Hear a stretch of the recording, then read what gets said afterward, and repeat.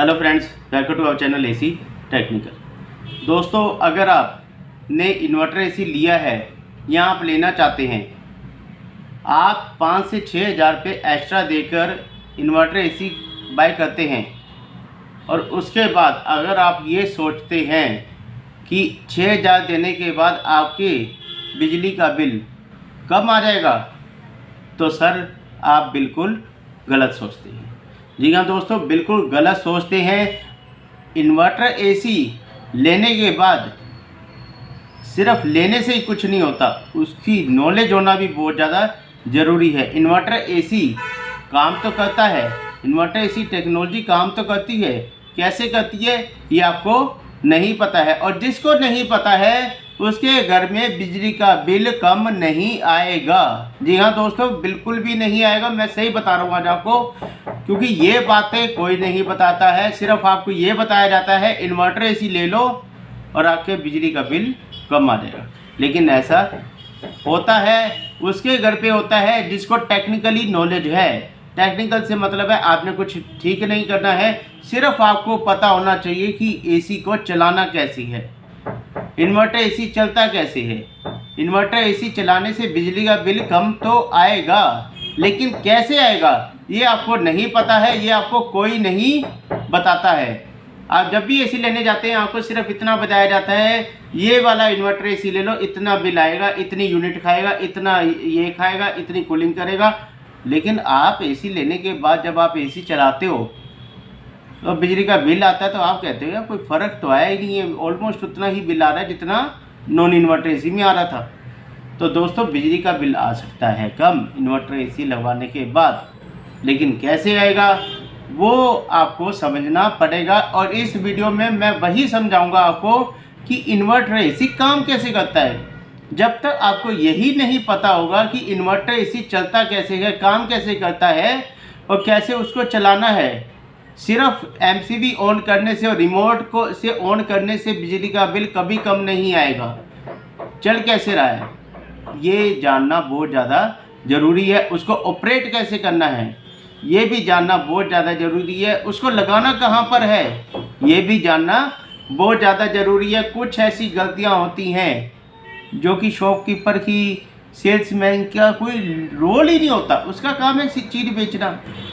अब आपके घर पे क्या कंडीशन है उसको नहीं पता, वो आपके घर पे नहीं आ रहा है, तो ये चीज़ आपको समझनी है, आपको कोई नहीं समझाएगा। आज इस वीडियो में आपको ज़्यादातर बातें मैं समझा दूंगा कि एसी चलता कहाँ है, एसी लगाना कहाँ पर है, एसी लगाना कैसे है और एसी को ऑपरेट कैसे करना है, सब कुछ मैं इस वीडियो में आज आपको बताने वाला हूँ। दोस्तों, सबसे पहले जो नॉन इन्वर्टर एसी होते हैं वो आपको पता है कैसे चलते हैं। नॉन इन्वर्टर जो एसी होते थे या आपके पास हैं, वो कैसे चलते हैं? वो चलते हैं कि आपने जब एसी को स्टार्ट किया तो उसका जो कंप्रेसर स्टार्ट होता है वो हाई एम्पेयर के साथ स्टार्ट होता है। हाई एम्पेयर के स्टार्ट होता है और उसके जब आपने एसी चलाते हो, जब भी नॉन इन्वर्टर आपने देखा होगा, एकदम से कंप्रेसर जब 3 मिनट बाद चलता है तो एकदम से तेज़ आवाज़ आती है कंप्रेसर चलने की, और 2 मिनट के अंदर अंदर वो कंप्रेसर नॉर्मल हो जाता है। मतलब हाई एम्पेयर के साथ स्टार्ट हुआ, उसके बाद वो धीरे धीरे नॉर्मल हो जाता है। और एक ही एम्पेयर पे, मान लीजिए वो 10 एम्पेयर के साथ स्टार्ट हुआ, वो बाद में 7 से 8 एम्पेयर के बीच में रेगुलर चलने लग पड़ता है। 2 एम्पेयर वो डाउन हो जाता है, क्योंकि एक बार हाई स्पीड में वो स्टार्ट होता है, करंट लेता है, तो एकदम से हाई एम्पेयर के साथ स्टार्ट होके नीचे आ जाता है, 7-8 एम्पेयर तक आता है, और फिर उसी स्पीड में चलता रहता है जब तक कि आपके रूम के टेम्परेचर को वो सेंस नहीं कर लेता है। मान लीजिए आपके रूम का टेम्परेचर उस समय 35 है और आपने टेम्परेचर सेट कर दिया 28। जब तक वो कंप्रेसर 28 तक, जब तक आपका रूम का टेम्परेचर 28 नहीं आ जाएगा, तब तक वो कंप्रेसर 8 एम्पेयर के साथ ही कंटिन्यूसली चलता रहेगा। जब वो 28 डिग्री टेम्परेचर आएगा उसके बाद वो कंप्रेसर ट्रिप हो जाएगा और वो बिल्कुल बंद हो जाएगा। 5 मिनट बाद, 10 मिनट बाद जब गर्मी दोबारा होगी, टेम्परेचर हाई होना शुरू होगा, तो वो दोबारा रीस्टार्ट हाई एम्पेयर के साथ स्टार्ट हो जाएगा। अब बात कर लेते हैं दोस्तों इन्वर्टर एसी। इन्वर्टर एसी क्या होता है, इन्वर्टर एसी कैसे चलता है? दोस्तों, होता क्या है, जो इन्वर्टर एसी आप लेते हो उसको चलाने का एक तरीका होता है, सिस्टम होता है, वो कैसे चलता है वो भी मैं पहले आप ये समझ लीजिए अब वो चलता कैसे है। इन्वर्टर एसी जो होता है वो 0.75 से स्टार्ट होगा, मतलब ऐसे नहीं भी एकदम से स्टार्ट हुआ, तेज़ी से स्टार्ट हुआ उसके बाद नीचे आया, ऐसे नहीं होता है। वो 0.25 टन से स्टार्ट होगा, उसी टाइम 1 टन में चला जाएगा क्योंकि गर्मी है आपके रूम के अंदर, और उसके बाद वो 1.5 टन में चला जाएगा। अब 1.5 टन में वो तब तक चलता रहेगा जब तक कि आपके रूम में कूलिंग नहीं हो जाएगी। कूलिंग हो जाएगी उसके बाद वो ये नहीं है कि वो कंटिन्यूसली चल रहा है 28 डिग्री टेम्परेचर तक, जब तक आ नहीं जाएगा तब तक 1.5 टन का, ऐसा नहीं है। वो 1 टन से 1.5 टन में वो 1.5 टन के एसी ने आपके रूम के अंदर कूलिंग कर दी, तो वो 1.5 टन का एसी क्या हो जाएगा 1 टन में कन्वर्ट हो जाएगा। ठीक है दोस्तों, वो 1 टन में कन्वर्ट हो जाएगा, 1 टन में कन्वर्ट हो जाएगा। वो जो 1.5 टन का करंट था वो 1 टन में चला गया, मतलब 8 एम्पेयर ले रहा था तो वो अब करीब करीब 5-5.5 एम्पेयर लेना शुरू कर दिया है उसने। तो मतलब क्या हुआ, आपके रूम के अंदर कूलिंग भी चलती चली आ रही है और आपका एसी भी चल रहा है और आपका बिजली का करंट भी कम ऑटोमेटिक हो गया। अब उसके बाद क्या होगा, और ठंडा होगा, कूलिंग तो हो रही है, रूम कूलिंग पहले भी थी तो और कूलिंग हो रही है। अगर ज़्यादा कूलिंग हो रही है तो वो 0.75 में भी कन्वर्ट हो जाता है, ऑटो मोड पे हो जाता है, उसमें आपने कुछ नहीं करना है। तो इस तरह से वो एसी चलता रहता है 1.5 टन से 1 टन में, 1 टन से 0.75 में अपने आप आ जाता है। फिर जब गर्मी होनी शुरू होगी, जब 1.5 टन के एरिया में 0.75 का एसी जब काम कर रहा है तो ऑटोमेटिक थोड़ी गर्मी तो होनी शुरू होगी, फिर वो 1 टन में जाएगा, फिर कूलिंग करेगा, फिर वो 1.5 टन में जाएगा, फिर उसके बाद वहाँ पे कूलिंग करने के बाद फिर दोबारा 1 टन में आ जाएगा। अब दोस्तों होता क्या है, सबसे बड़ी जो गलती होती है वो क्या होती है वो मैं आपको बता देता हूँ। क्या चीज़ें आपने समझनी है जिससे आपके एसी में टेक्नोलॉजी काम करे, इन्वर्टर टेक्नोलॉजी काम करे। दोस्तों होता क्या है, जो इन्वर्टर एसी होता है वो एक सफिशेंट एरिया के लिए बना होता है। मतलब जैसा कि आपका 1.5 टन का एसी आपने लिया, 1.5 टन का एसी आपने लिया और आपका रूम है 200 स्क्वायर फीट, 200 स्क्वायर फीट है, तो उस एरिया के अंदर आपका इन्वर्टर एसी काम नहीं करेगा। क्यों नहीं करेगा, क्योंकि जो 1.5 टन का एसी है उसके लिए रिक्वायरमेंट होती है 150 स्क्वायर फीट की, 150 स्क्वायर फीट एरिया की रिक्वायरमेंट होती है। आपका रूम है 200 स्क्वायर फीट, उस इतने बड़े रूम के लिए वो काम नहीं करेगा, वो कंटिन्यूसली चलता रहेगा क्योंकि आपका रूम बड़ा है, उसको कूलिंग करता रहेगा। अगर आपने 1.5 टन का एसी लिया तो ये चीज़ ध्यान रखिए, आपका रूम ज़्यादा से ज़्यादा 10 बाय 15 का होना चाहिए, इससे बड़ा नहीं होना चाहिए। 10 बाय 20 का या 12 बाय 18 का, 15 बाय 15 का कईयों के होते हैं, बट लॉबी में लगा दिया। इसके अलावा रूम के अलावा कुछ ऐसी बातें हैं, आपने एसी लिया, पहली बात तो आपने इन्वर्टर एसी को लॉबी में लगवाया और लॉबी आपकी ओपन है, ओपन एरिया में कभी भी कामयाब नहीं होगा क्योंकि वो कूलिंग तो करेगा लेकिन वो वाला सिस्टम नहीं कभी भी आ पाएगा क्योंकि उसको क्लोज एरिया चाहिए होता है इन्वर्टर एसी को। ओपन एरिया के अंदर सारा दिन एसी चलता रहेगा, कूलिंग होती रहेगी, वो टेम्परेचर सेंस ही नहीं करेगा। जब तक टेम्परेचर सेंस नहीं करेगा, चिलिंग नहीं करेगा, कूलिंग प्रॉपर चिल्ड नहीं करते आपके रूम को, तब तक वो 1 टन में कैसे आएगा आपको, तो उसको सेंस ही नहीं हो रहा। सेंसर तो है ना उसके अंदर।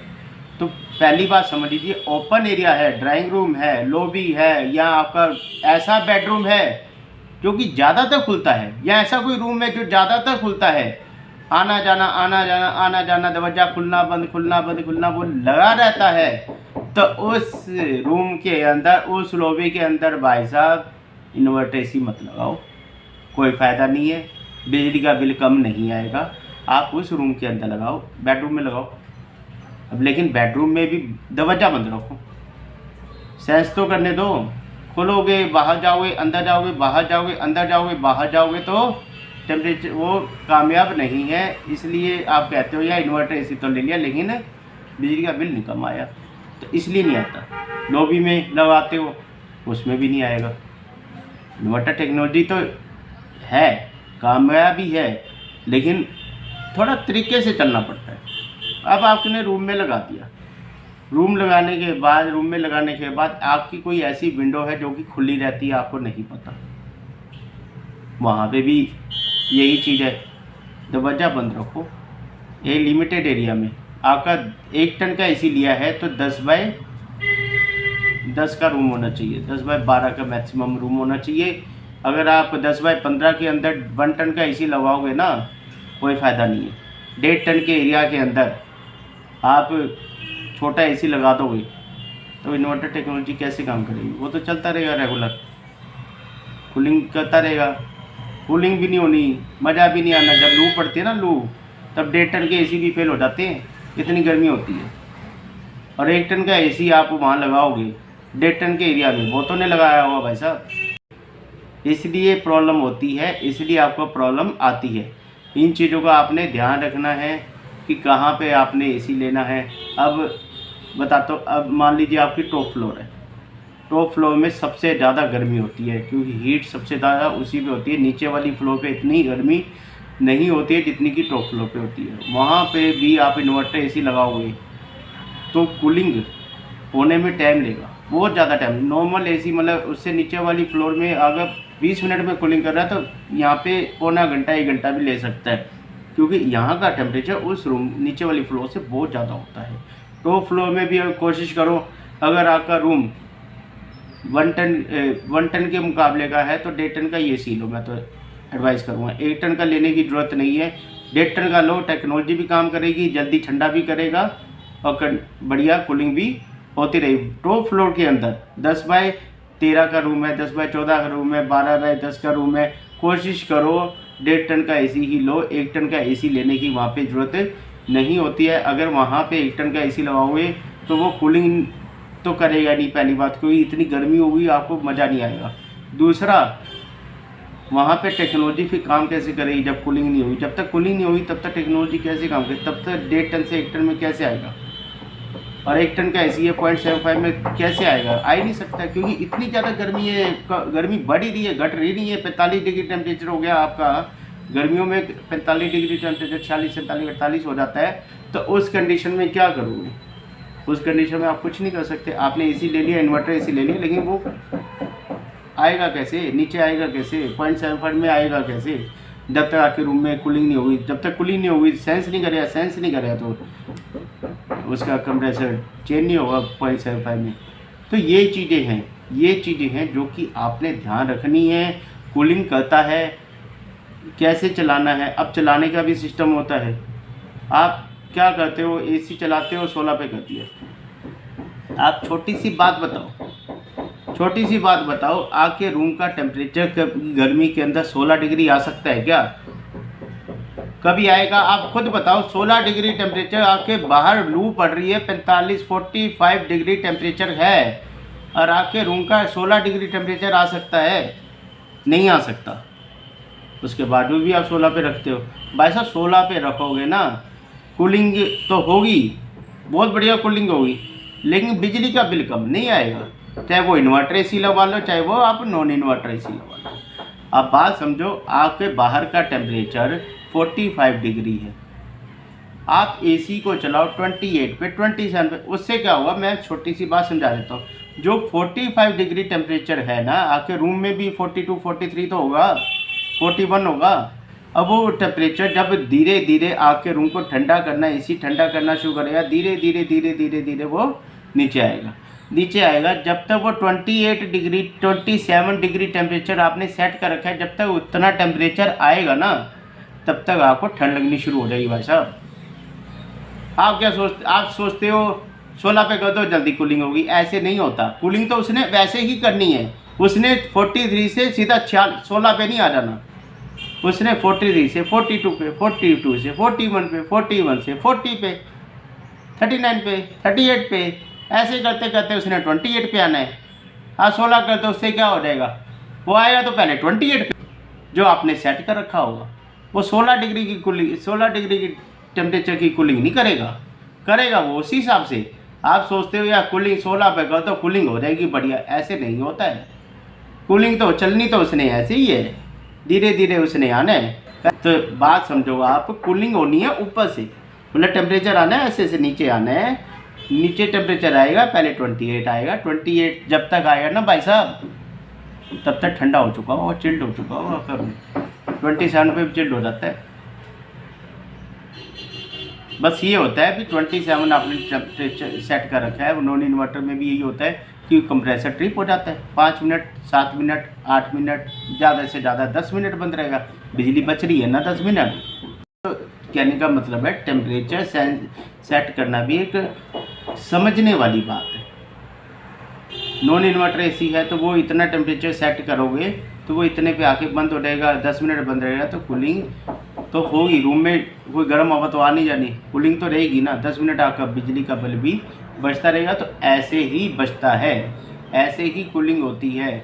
आप छोटे रूम में, बड़े रूम में छोटा एसी लगवा लोगे तो बिजली का बिल ज़्यादा ही आएगा, कम नहीं आ सकता है किसी भी एंगल से। ये बात याद रखना, बड़े रूम में छोटा एसी नहीं लगवाना है। टॉप फ्लोर हो तो 1.5 टन का एसी ही लगवाओ, 1 टन का मत लगवाओ। 2-4 हज़ार फालतू लगेंगे, कोई बात नहीं, लेकिन आपका बिजली का बिल बचेगा। आप छोटे बड़े रूम में छोटा एसी लगवा लेते हो, टेम्परेचर 16 पे रखते हो, खुले रूम में इन्वर्टर एसी लगवा लेते हो, लॉबी में इन्वर्टर एसी लगवा लेते हो, या ऐसे रूम में लगवा लेते हो जहाँ सारा दिन ओपन बंद होना है, तो वहाँ पे इन चीज़ों का थोड़ा आप अगर ध्यान रखोगे तो आपके रूम में कूलिंग भी रहेगी और बिजली का बिल भी कम आएगा, ऑटोमेटिक आएगा। इसमें किसी ने कुछ करना नहीं है, कुछ नहीं होना।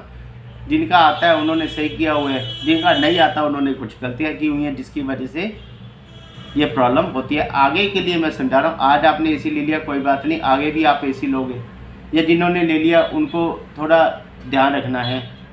इन बातों का ध्यान रखोगे तो आपके रूम के अंदर कूलिंग भी रहेगी, बिजली का बिल ऑटोमेटिक कम होना शुरू हो जाएगा। तो दोस्तों ऐसी ही बातें आपको बताते रहेंगे। आज की वीडियो करते हैं यहीं पे ख़त्म, मिलते हैं नई वीडियो के साथ, तब तक के लिए